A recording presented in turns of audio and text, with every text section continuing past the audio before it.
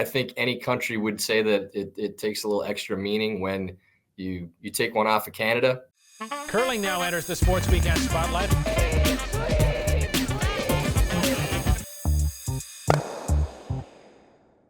How are you, and what are you thinking about down there as you watch all the Olympic coverage unfold?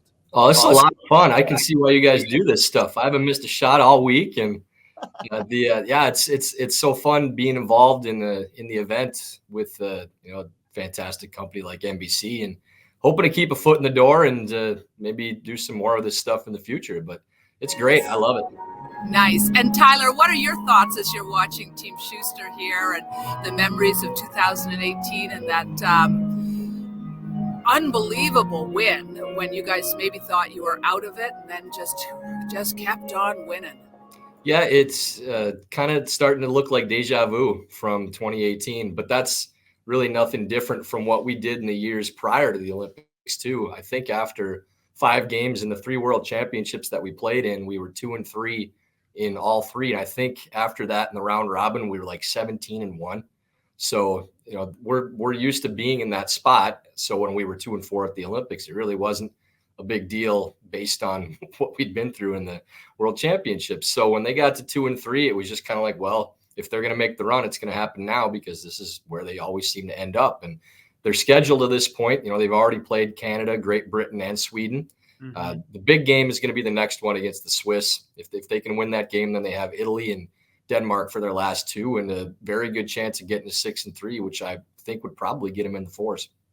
Tyler, I always love your perspective. Of course, how Canadian curling fans can be.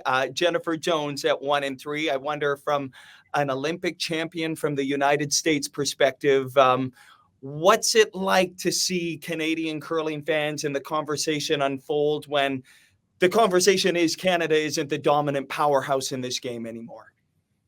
Yeah, it's been a slow climb, I think, for the rest of the world to get to this point. I think any country would say that it takes a little extra meaning when you take one off of Canada. We always felt like if we got one off Big Brother up north, it was a big win for us. But it's a great thing for curling that the rest of the world is catching up the way that they are. And it's unfortunate that Jennifer and teams like Chelsea Carey's teams from Worlds and Rachel in the Olympics in 2018, they have to bear the brunt of all that criticism because of expectations.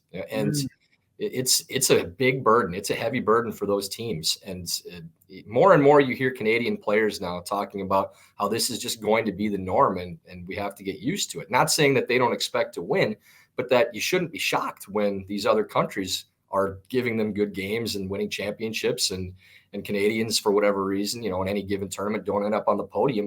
That's just the way it's going to be. And it's not like the teams aren't as good as they used to be. It's just that the rest of the world is that much better. And that's a great thing for curling. It's just so much tougher for Canadian teams to have to deal with all that pressure. And I really feel for them then. Yeah, it has made it more exciting to watch all of the games across the board. But Tyler, right quick, what did you guys say to yourselves and to each other in the locker room back in 2018? In every single game you stepped on the ice, once your slow start, just kept on winning. What was your mantra or philosophy? We had talked for 4 years as a team about every single game that we played was with 2 games in mind, and that was the medal round at the Olympics. So we really tried to stay in the same routines throughout that 4-year period where we'd have the same meetings. We'd answer the same questions. Like, we'd always talk about what are our goals for this tournament? What are our goals for this game as individuals and as a team? And it does get monotonous, when you're on the 3rd weekend out of 4 and middle of nowhere in Manitoba and everybody wants to be home, you still have those same meetings and the same conversations about setting goals. So you always feel like you're progressing as a team, no matter what happens in the tournament, win or lose. And then you get to the Olympics and you're sitting in the locker room, for the gold medal game, and you start asking each other the same questions.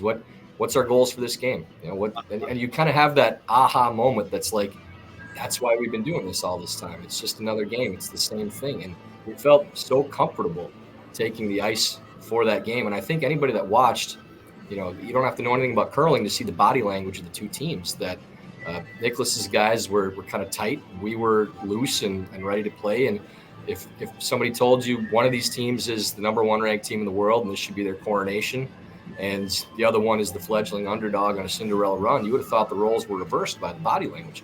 But that came down to preparation, and, just staying in those same routines. And it certainly didn't hurt that we had a very good record against Nicholas too, and we were confident playing against him.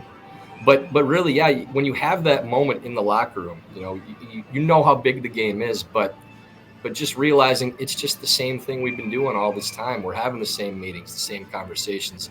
And that was a big problem for me early in my curling career, with treating big games like big games and not just playing like you normally would. So I think the biggest reason why we were able to get on top of the podium was because we were more mentally prepared for that situation. And we'd been doing that for 4 years. So I think we won 3 tournaments the year that we won the gold medal, and one was the trials, one was Continental Cup, and one was the Olympics. That was it. But that's what we were prepping for. That's the only thing that mattered to us. Well said. I hope every junior coach and every junior curler heard what you said, because they do get tired of those same questions. It matters, yeah. It does. Tyler, I think you might have a future in this broadcasting thing.